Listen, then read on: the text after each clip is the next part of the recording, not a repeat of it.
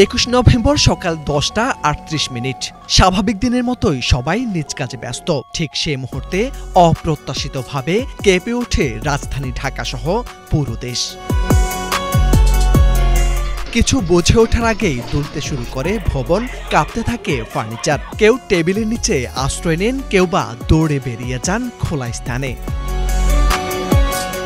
বংশালে ৫ তলা ভবনের রেলিং ধসে ৩ জন সহ এখনো পর্যন্ত সারা দেশে অন্তত ৫ জন নিহত হওয়ার খবর পাওয়া গেছে।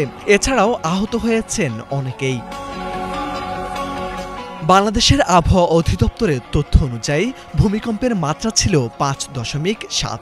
উৎপত্তিস্থল নরসিংদীর মাধবদ্বীপ। মার্কিন ভূতাত্ত্বিক জরিপ সংস্থা বলছে, রিক্টার স্কেলে ভূমিকম্পটির তীব্রতা ছিল ৫.৫। সামাজিক যোগাযোগ মাধ্যমে দেখা যায় ভূমিকম্পে অনেকে বাসার দেয়াল ফেটে যাওয়ার ভিডিও শেয়ার করছেন। আসবাবপত্র ছড়িয়ে ছিটিয়ে রয়েছে, এমনকি ছবিও শেয়ার করেছেন অনেকে। রাজধানী সহ প্রায় সারা দেশেই কম্পন অনুভূত হয়েছে।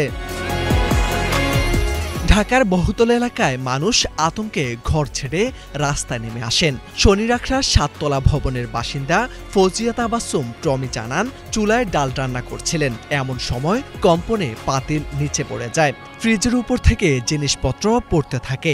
এমন কম্পন আর কখনো দেখেননি। এদিকে ঢাকা বিশ্ববিদ্যালয়ের জিয়া হল ও মহসিন হলের কয়েকজন শিক্ষার্থী আতঙ্কে ভবন থেকে লাফ দিতে গিয়ে আহত হয়েছেন। তাদের ঢাকা মেডিকেলে চিকিৎসা দেওয়া হচ্ছে। ঢাকার বাইরেও মাগুরা, রাজশাহী, নেত্রকোনা, বরিশাল, নোয়াখালী সহ বিভিন্ন এলাকায় ভূমিকম্প অনুভূত হওয়ার খবর পাওয়া গেছে। পাশের দেশ ভারতে, বিশেষ করে পশ্চিমবঙ্গের কলকাতায়ও কম্পন টের পাওয়া যায়।